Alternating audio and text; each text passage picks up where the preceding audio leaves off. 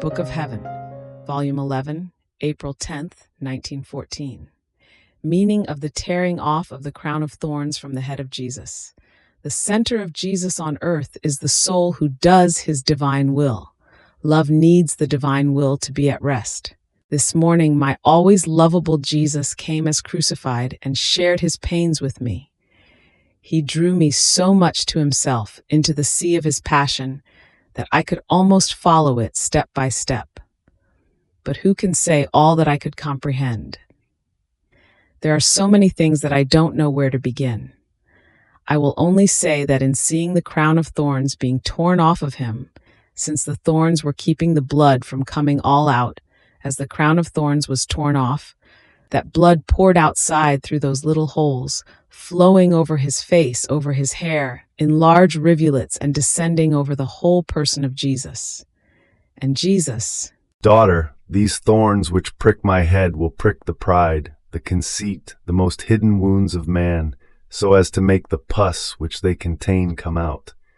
And the thorns dipped in my blood will heal him and will return to him the crown which sin had taken away from him."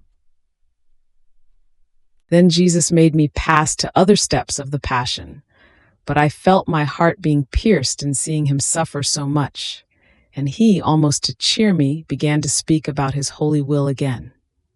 "My daughter, my center on earth is the soul who does my will. See, the sun spreads its light everywhere on earth, but it keeps its own center. In heaven I am the life of each blessed, but I still have my center, my throne.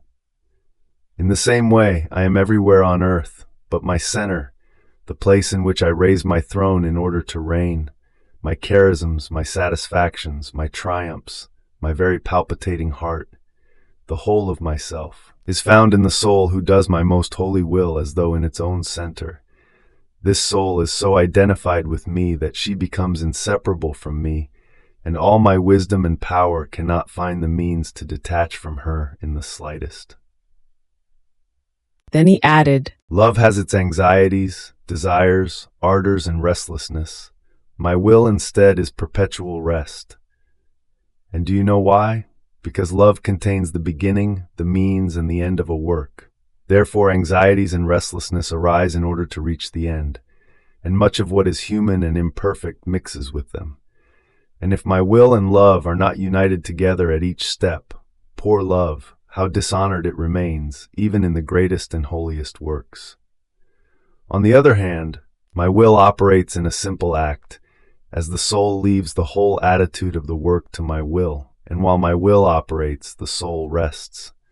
Therefore, since it is not the soul that operates, but my will in her, there are no anxieties or restlessness, and her works are free of any imperfection."